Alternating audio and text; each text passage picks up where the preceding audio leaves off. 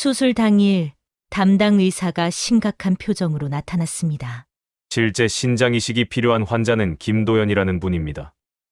그 순간 온 세상이 무너지는 것 같았습니다. 김도현. 나를 버린 아빠의 이름이었습니다.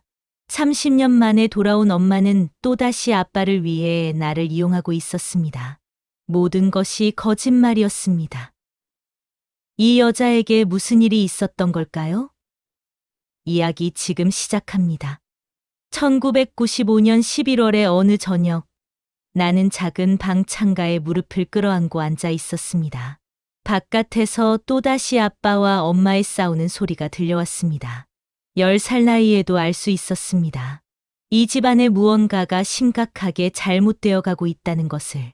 아빠의 술 냄새는 날이 갈수록 진해졌고 집에 들어오는 시간은 점점 늦어졌습니다. 때로는 며칠씩 아예 얼굴을 보이지 않기도 했습니다. 엄마는 그런 아빠를 기다리며 밤새 거실에서 뒤척였고 아빠가 돌아오면 어김없이 싸움이 시작됐습니다.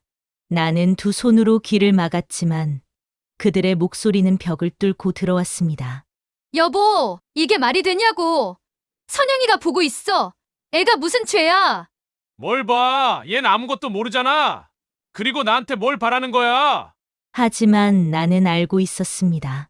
아빠가 다른 여자와 함께 있다는 것도, 엄마가 그것 때문에 매일 울고 있다는 것도, 10살 아이라고 해서 어른들의 추악한 세계를 모르는 것은 아니었습니다. 그날 밤도 아빠는 큰 소리로 문을 쾅 닫고 나갔고, 엄마는 거실에서 혼자 울고 있었습니다. 나는 조심스럽게 방문을 열고 나갔습니다. 엄마, 엄마는 눈물을 급하게 닦으며 나를 봤습니다. 나는 그 순간 엄마의 눈에서 무언가 끔찍한 결심을 읽었습니다. 선영아, 엄마가 아빠를 찾으러 가야 할 것 같아. 그 말이 무슨 뜻인지 정확히는 모르겠지만 본능적으로 알 수 있었습니다. 뭔가 돌이킬 수 없는 일이 벌어지려 한다는 것을. 엄마, 우리 셋이 함께 있으면 안 돼요? 엄마는 내 손을 잡았습니다. 그 손이 차갑게 떨리고 있었습니다. 선영아, 잠깐만 기다려. 엄마가 아빠 데려올게. 그 잠깐만이 30년이 될 줄은 그때는 몰랐습니다. 다음 날 아침, 나는 평소처럼 학교 갈 준비를 했습니다. 엄마는 새벽부터 어디론가 나가 있었습니다.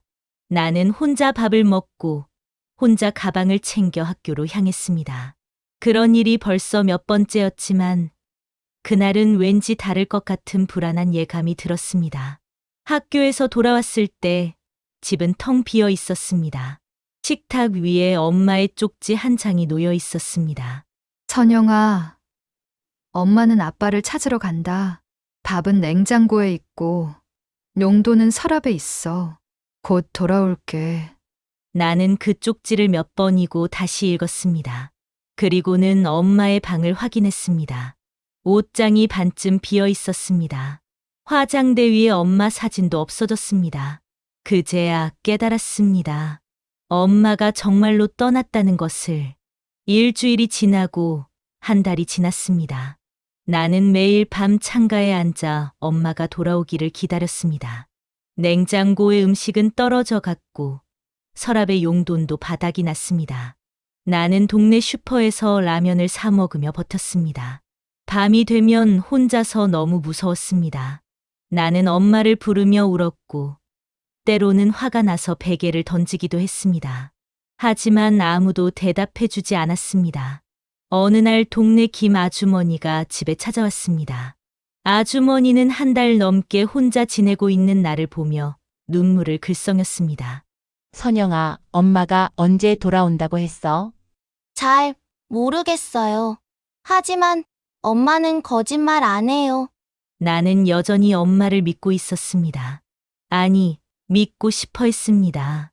엄마가 나를 버리고 갈 리는 없다고 생각했습니다.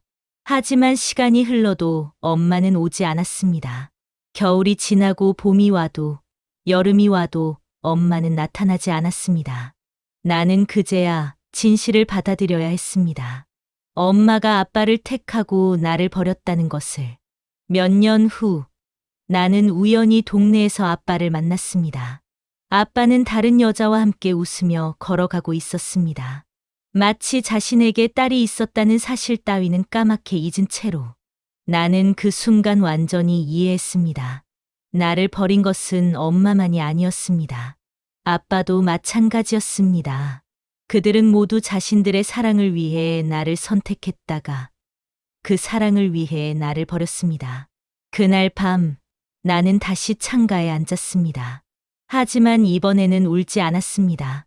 대신 단단하게 다짐했습니다. 나는 절대 누군가를 버리지 않을 거야. 그리고 아무도 날 다시는 버리게 하지 않을 거야. 11살이 된 나는 그렇게 진짜 어른이 되었습니다. 아니, 어른이 될 수밖에 없었습니다. 세상이 나에게 그 무거운 짐을 떠맡겼으니까. 그 이별은 내 인생을 완전히 바꾸어 놓았습니다. 버림받은 아이는 이제 누구보다 강해져야 했습니다. 그리고 그 강함 뒤에는 영원히 아물지 않을 상처가 자리 잡았습니다. 30년이 지나서도 그 상처는 여전히 내 마음 깊숙한 곳에서 쓰라리게 아파올 것이었습니다. 부모가 떠난 후의 삶은 예상했던 것보다 훨씬 혹독했습니다. 13살이 되던 해, 나는 본격적으로 생계를 책임져야 했습니다. 동네 김 아주머니의 도움으로 겨우 중학교에 입학할 수 있었지만 그것만으로는 충분하지 않았습니다. 새벽 5시 알람이 울리면 나는 재빨리 일어나 동네 신문 배달을 시작했습니다. 추운 겨울 아침에도 비가 오는 날에도 예외는 없었습니다. 한 달에 받는 돈은 10만 원 남짓이었지만 그 돈이 없으면 나는 굶어야 했습니다. 신문 배달을 마치고 집에 돌아오면 서둘러 학교 갈 준비를 했습니다. 점심도 못 먹는 날이 많았지만 친구들에게는 들키고 싶지 않았습니다. 나는 교실 한 구석에서 조용히 책을 읽으며 시간을 보냈습니다. 선영아, 점심 안 먹어? 가끔 친구들이 물어보면 나는 웃으며 대답했습니다. 다이어트 중이야.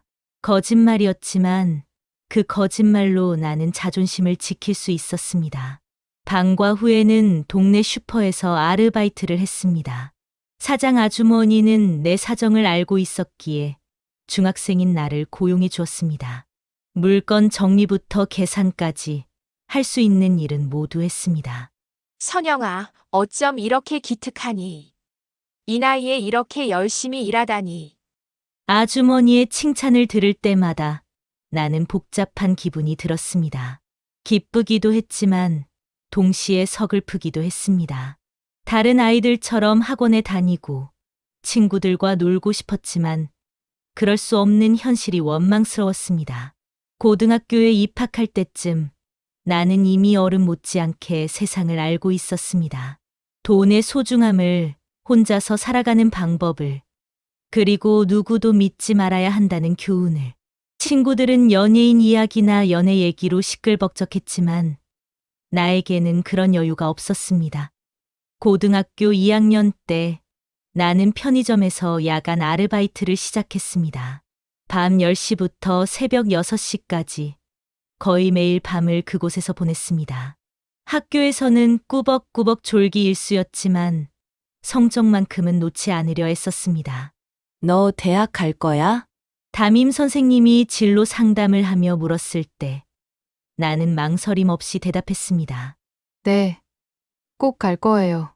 학비는 어떻게 할 생각이야? 내 사정을 알고 있으니까. 장학금이랑 학자금 대출로 해결할 거예요. 방법은 있어요. 선생님은 걱정스러운 표정을 지었지만 나는 이미 모든 계획을 세워놓고 있었습니다. 대학은 나에게 단순한 꿈이 아니라 필수였습니다. 더 나은 삶을 위한 유일한 탈출구였습니다. 수능을 앞둔 고세 시절은 지옥과도 같았습니다. 낮에는 학교, 밤에는 아르바이트, 그 사이사이에 공부를 해야 했습니다. 커피와 바카스로 버티며 밤을 새우는 일이 일상이 되었습니다. 다행히 노력이 헛되지 않았습니다. 나는 서울에 있는 한 대학 경영학과에 합격했습니다. 장학금까지 받을 수 있었습니다. 합격 통지서를 받던 날, 나는 처음으로 혼자 울었습니다. 기쁨보다는 안도감이 더 컸습니다. 대학교 1학년, 나는 서울로 올라왔습니다. 고시원 반지하 방 하나가 내 새로운 보금자리였습니다. 습하고 좁았지만 그곳은 온전히 내 공간이었습니다. 대학에서도 아르바이트는 계속되었습니다. 카페, 패스트푸드점, 과외까지. 할 수 있는 일은 모두 했습니다. 다른 학생들이 동아리 활동을 하고 연애를 할 때 나는 홀로 미래를 위해 달렸습니다. 그러던 중 대학교 3학년 때 운명처럼 이준호를 만났습니다. 그는 경영학과 선배였습니다. 조용하고 성실한 성격으로 유명했던 그는 어느 날 도서관에서 공부하던 나에게 말을 걸었습니다. 혹시 도움이 필요하면 언제든 말해. 처음에는 경계했습니다. 지금까지 아무도 대가 없이 도움을 준 사람이 없었으니까. 하지만 준호는 달랐습니다. 그는 내가 힘들어할 때마다 조용히 곁에 있어 주었습니다.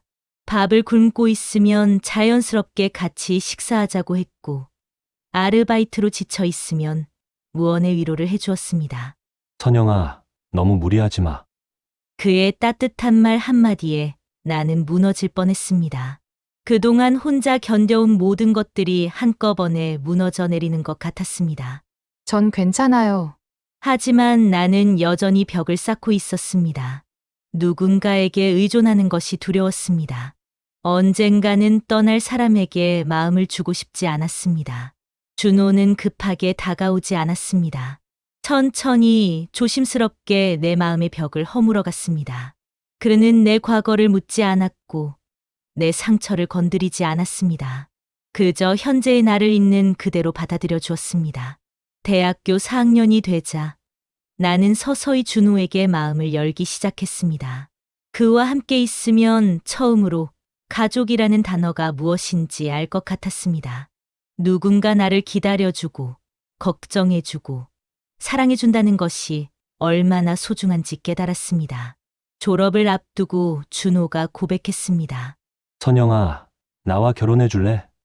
너와 함께 진짜 가족을 만들고 싶어. 그 순간 나는 눈물이 났습니다. 태어나서 처음으로 누군가가 나를 선택해 주었습니다. 버리지 않겠다고, 평생 함께하겠다고 약속해 주었습니다. 네, 좋아요. 그렇게 나는 23살에 인생의 반려자를 만났습니다. 혼자만의 긴 시간이 끝나고 드디어 진짜 가족을 가질 수 있게 되었습니다. 결혼 후 나는 준호와 함께 작은 아파트에서 새로운 삶을 시작했습니다. 처음으로 안정된 생활을 할 수 있었습니다. 누군가와 아침 식사를 함께 하고 저녁에 다녀왔어 라는 인사를 나눌 수 있는 평범한 일상이 나에게는 기적 같았습니다. 그 긴 혼자만의 시간들이 나를 강하게 만들었습니다. 하지만 동시에 상처도 깊게 팠습니다. 그런 나를 남편은 다른 사람들과 똑같은 평범한 일상을 누리며 살 수 있도록 해주었습니다. 준호는 중견기업에서 과장으로 승진했고 나는 회계사무소에서 일하며 경제적으로도 여유가 생겼습니다. 아이는 없었습니다. 처음 몇 년은 서로 일에 집중하느라 미뤘고 나중에는 자연스럽게 생기지 않았습니다. 병원에서 검사를 받아봤지만 특별한 문제는 없다고 했습니다. 준호는 아쉬워했지만 나를 탓하지 않았고 오히려 우리 둘만 있어도 충분해라고 말해주었습니다.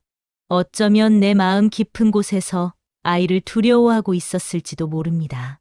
부모에게 버림받은 기억이 너무 생생했기에 혹시 내가 아이를 제대로 사랑할 수 있을까 하는 의구심이 있었습니다.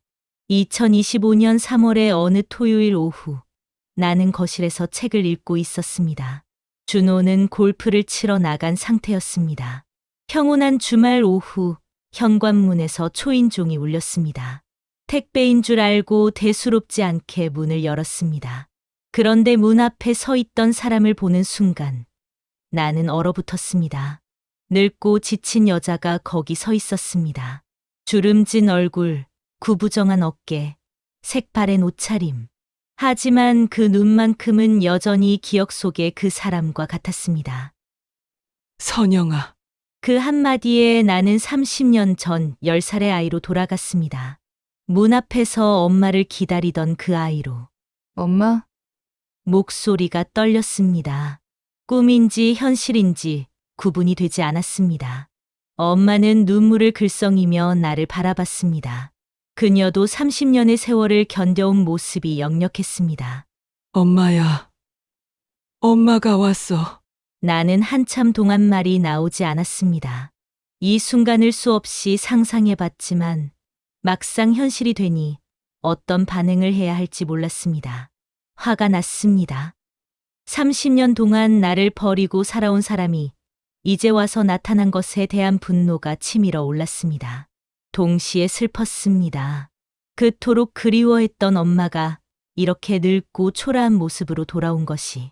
들어오세요. 결국 나는 문을 열어주었습니다.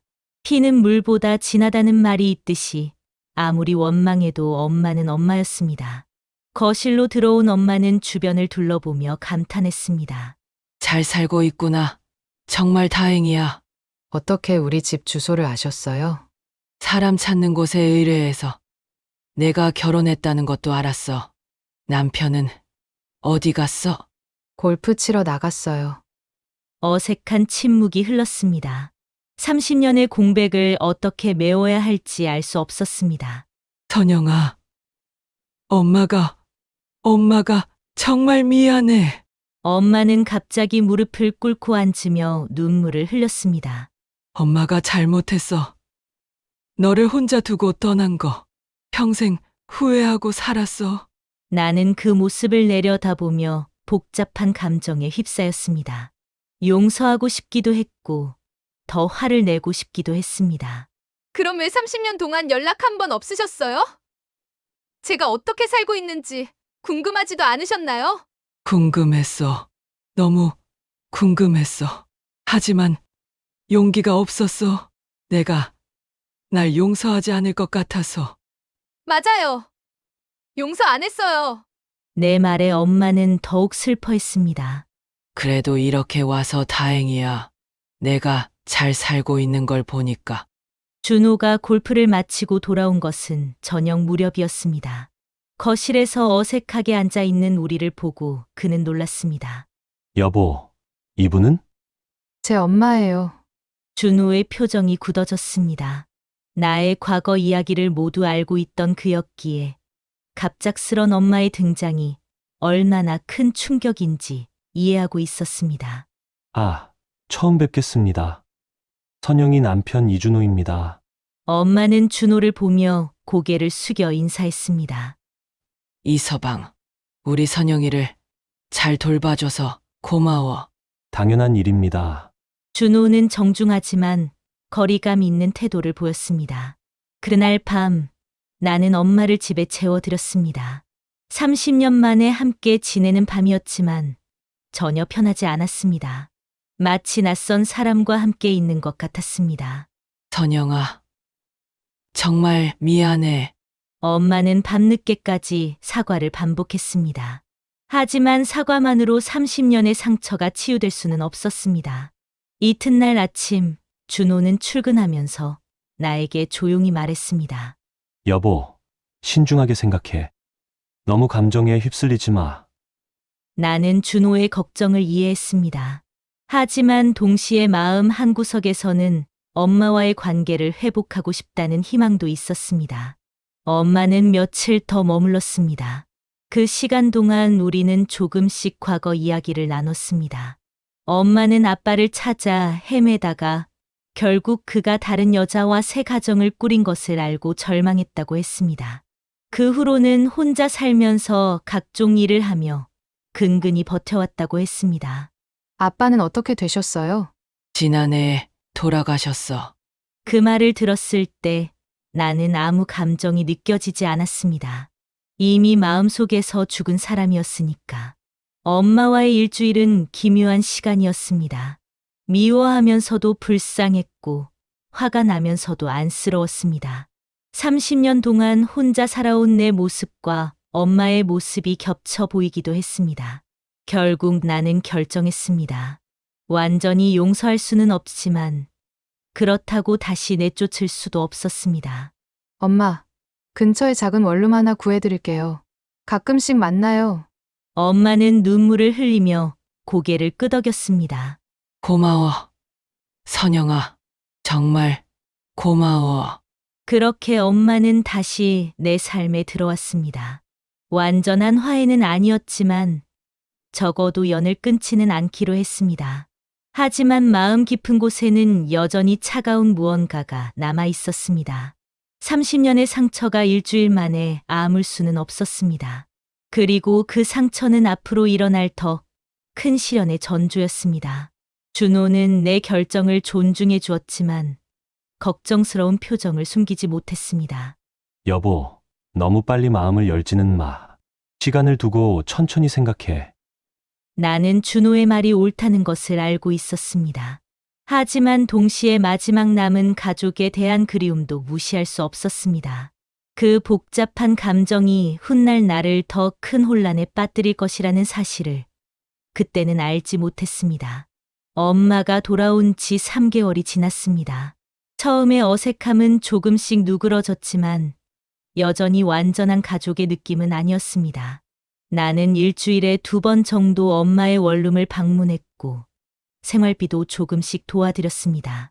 엄마는 예전보다 많이 늙어 보였습니다. 혼자 살아온 세월의 무게가 어깨를 짓누르고 있는 것 같았습니다. 가끔 옛날 이야기를 하실 때면 눈물을 글썽이시곤 했는데 그럴 때마다 나는 복잡한 마음이 들었습니다. 준호는 여전히 조심스러운 태도를 유지했습니다. 정중하게 인사는 했지만 마음을 여는 것까지는 아니었습니다. 어느 날 밤 준호는 조심스럽게 물었습니다. 어머니께서 갑자기 나타나신 이유가 뭘까? 30년 동안 찾지 않다가 갑자기 나타나는 데는 분명 다른 이유가 있을 거라고. 하지만 나는 그런 생각을 하고 싶지 않았습니다. 이제라도 엄마와 관계를 회복하고 싶었습니다. 그러던 어느 날 엄마가 갑자기 전화를 걸어왔습니다. 목소리가 평소와 달리 심각했습니다. 몸이 안 좋다며 병원에 가봤다고 했습니다. 나는 급하게 엄마의 집으로 달려갔습니다. 엄마는 소파에 누워 있었고 얼굴이 창백했습니다. 허리와 옆구리가 계속 아프고 소변도 잘 안 나온다고 했습니다. 다음 날 나는 엄마와 함께 큰 병원에 갔습니다. 각종 검사를 받고 일주일 후 결과가 나왔습니다. 결과를 확인하러 함께 가기로 한 날 엄마는 한사코 혼자 갔다 오겠다고 했습니다. 나는 왜 엄마가 혼자 가겠다고 하는지 의문이었지만 하필 회사에 급한 일이 생기기도 해서 알았다고 했습니다. 대신 갔다 와서 바로 전화로 결과를 알려달라고 했습니다. 만성 신부전이라는구나. 상당히 진행된 상태라고. 엄마의 말에 나는 충격을 받았습니다. 지금 상태로는 투석을 시작해야 하고 근본적인 치료를 위해서는 신장 이식이 필요할 수도 있다고 했습니다. 만약 이식을 하지 않으면 투석으로 어느 정도 연명은 가능하지만 오래 가지는 못한다고 했습니다. 나는 아무 말도 하지 못했습니다. 엄마는 나 때문에 고생시키고 싶지 않다고 했습니다. 이식은 쉬운 일이 아니고 돈도 많이 들고 기증자도 찾아야 한다고. 그날 밤 나는 남편과 긴 이야기를 나눴습니다. 치료비는 우리가 도와드릴 수 있지만 기증자 문제가 있다고 준호가 말했을 때 나는 이미 마음을 정하고 있었습니다. 내가 기증할게. 뭐라고? 여보, 그건 너무 위험해. 가족 간 이식이 가장 안전하잖아. 나 말고는 다른 가족도 없고. 준호는 신중하게 생각하라고 했습니다. 수술은 항상 위험이 따른다고.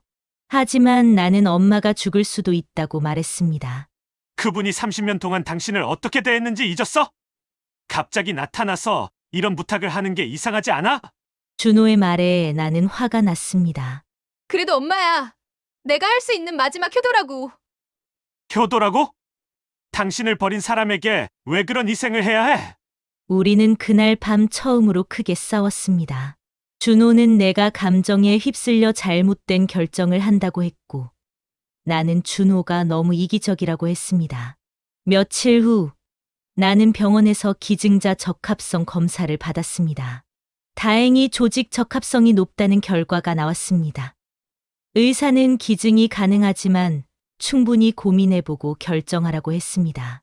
엄마에게 이 사실을 알렸을 때 엄마는 눈물을 흘리며 거절했습니다. 나 때문에 위험해질 수는 없다고. 자신은 이미 늙었다고. 하지만 나는 이미 마음을 굳혔습니다. 30년 전 나를 버린 엄마였지만 이제라도 효녀가 되고 싶었습니다. 그래야 그동안의 원망과 미움도 씻어낼 수 있을 것 같았습니다. 준호는 끝까지 반대했습니다. 뭔가 이상하다고 30년 만에 나타나서 바로 신장이식이라니 타이밍이 너무 의심스럽다고 했습니다. 나는 준호의 의심이 불쾌했습니다. 물론 타이밍은 좀 이상했지만 엄마가 거짓말을 할 리는 없다고 생각했습니다. 수술 날짜가 정해졌습니다. 2주 후였습니다. 그 2주 동안 나는 각종 검사를 받고 수술 준비를 했습니다. 정말 후회하지 않겠어? 준호가 마지막으로 물었을 때 나는 확신에 차서 대답했습니다. 후회 안 해. 이게 내가 할 수 있는 마지막 효도야. 그때 나는 몰랐습니다. 곧 모든 것이 거짓말이었다는 충격적인 진실을 알게 될 것이라는 사실을. 그리고 그 진실이 내 인생을 다시 한번 완전히 뒤흔들어 놓을 것이라는 사실을. 수술 전날 밤, 나는 처음으로 진정한 평화를 느꼈습니다. 마침내 엄마를 진심으로 용서할 수 있을 것 같았고, 진짜 딸이 될 수 있을 것 같았습니다. 하지만 그 평화는 다음 날 산산조각이 날 예정이었습니다. 수술 당일 아침, 나는 평소보다 일찍 잠에서 깼습니다. 창밖으로 들어오는 햇살이 유난히 밝아 보였습니다. 오늘이면 모든 것이 끝날 것이라는 생각에 마음이 한결 가벼웠습니다. 준호는 아침부터 침울한 표정이었습니다. 어젯밤까지도 수술을 재고해 보라고 했지만 나는 이미 결심을 굳혔습니다.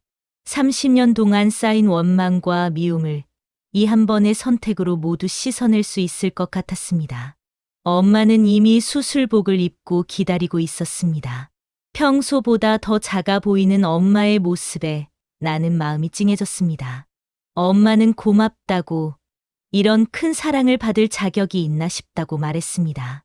나는 엄마의 손을 잡으며 이제부터는 내가 엄마를 지키겠다고 약속했습니다.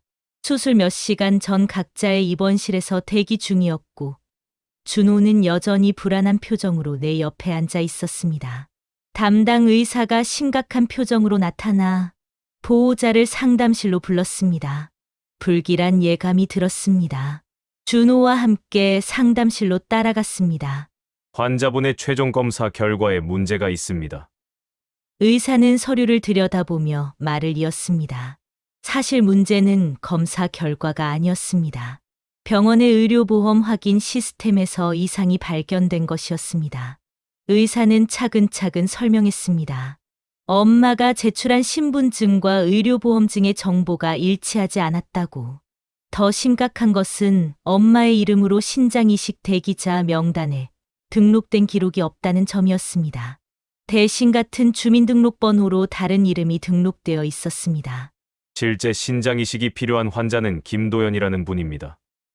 환자분의 남편으로 기재되어 있네요. 그 순간 온 세상이 무너지는 것 같았습니다. 김도현. 나를 버린 아빠의 이름이었습니다. 의사는 계속해서 설명했습니다. 박정희 씨, 즉 엄마는 김도현의 보험증을 이용해 자신이 환자인 것처럼 위장했다는 것이었습니다. 실제로는 엄마에게 아무런 문제가 없었습니다. 혈액검사, 소변검사, 모든 수치가 정상이었습니다. 허리 통증과 소변 문제도 연기였을 가능성이 높았습니다. 이는 명백한 의료보험 사기에 해당합니다. 실제 환자인 김도연 씨는 현재 다른 병원에서 투석을 받고 있으며 상태가 매우 위중한 것으로 보입니다. 나는 다리에 힘이 빠져 의자에 주저앉았습니다. 모든 것이 거짓말이었습니다. 엄마가 3개월 동안 보여준 모든 것들이 연극이었습니다. 아픈 척, 약해진 척, 나를 걱정하는 척. 모든 것이 아빠를 구하기 위한 계획이었습니다. 의사는 더 자세한 정보를 제공했습니다. 김도연은 이미 2년 전부터 신부전으로 투석을 받고 있었다고. 최근 상태가 급격히 악화되어 이 시기 시급한 상황이었다고.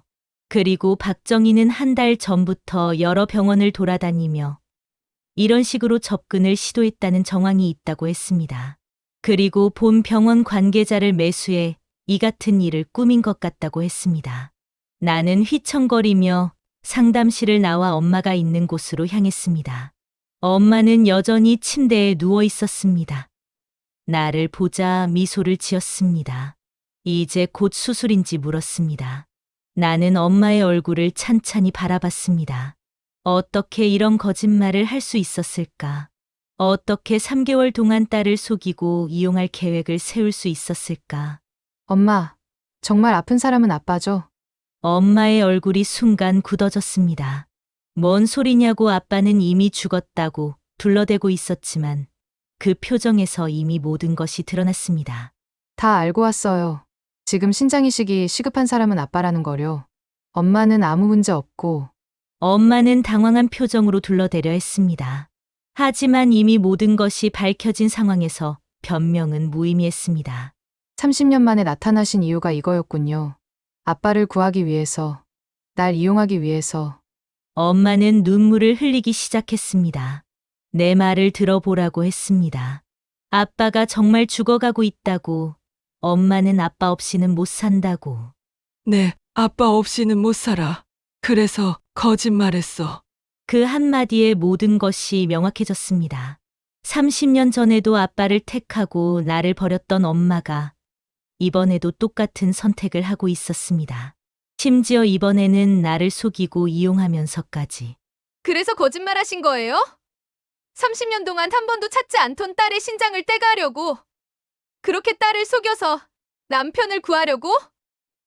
엄마에게는 30년 전이나 지금이나 남편만 눈에 보이고 자식은 눈에 보이지도 않나 봐요. 내가 어떻게 살아왔는데 어떻게 나한테 이럴 수가 있어요? 나는 슬픔을 주체할 수 없었습니다. 엄마는 무릎을 꿇고 빌었습니다. 제발 아빠를 도와달라고. 하지만 나는 더 이상 흔들리지 않았습니다. 싫어요. 나는 단호하게 말했습니다. 저는 아빠한테 신장을 줄 수 없어요. 그분은 이미 제 인생에서 죽은 사람이에요. 엄마는 울면서 매달렸습니다. 하지만 나는 더 이상 듣고 싶지 않았습니다. 엄마도 선택하세요. 아빠를 택할 건지, 저를 택할 건지. 엄마는 한참 동안 울었습니다. 그리고 마침내 입을 열었습니다. 선영아, 엄마는 네 아빠 없이는 정말 못 살아. 미안해. 그 순간 나는 모든 희망을 포기했습니다. 엄마는 30년 전과 똑같이 아빠를 선택했습니다. 나는 또다시 버림받았습니다. 그럼 저도 선택할게요. 나는 등을 돌렸습니다. 다시는 저를 찾지 마세요. 지금부터 저한테는 엄마도 죽은 사람으로 생각하고 살 테니. 엄마의 절규가 뒤에서 들려왔지만 나는 돌아보지 않았습니다. 준호가 내 손을 잡고 함께 병원을 나왔습니다. 그날 밤 우리는 중대한 결정을 내렸습니다. 준호의 회사에서 캐나다 지사로의 발령 기회가 있었고 우리는 그것을 받아들이기로 했습니다. 한국을 완전히 떠나고 싶었습니다. 엄마가 절대 찾을 수 없는 곳, 과거의 모든 흔적을 지울 수 있는 곳으로. 여보, 괜찮아? 준호가 조심스럽게 물었습니다. 괜찮아요. 이제 정말 끝났어요. 나는 진심으로 그렇게 생각했습니다. 30년 전에 한 번, 그리고 오늘 또 한 번, 두 번의 버림받음으로 나는 완전히 자유로워졌습니다. 3개월 후, 인천공항에서 캐나다행 비행기에 오르며 나는 생각했습니다. 이제 더 이상 부모도 미련도 없었습니다. 오직 준호와 함께 새로운 곳에서 새로운 삶을 시작할 뿐이었습니다. 비행기가 이륙하는 순간 나는 창밖으로 멀어져 가는 한국 땅을 바라봤습니다. 그곳에는 2번이나 나를 버린 사람들이 있었습니다. 하지만 이제 그들은 내 인생과 완전히 단절되었습니다. 그렇게 나는 과거와 완전히 결별했습니다. 나를 2번이나 버린 부모에게서 벗어나 진짜 나를 사랑하는 사람과 함께 지구 반대편에서 새로운 인생을 시작했습니다. 비로소 나는 자유로웠습니다.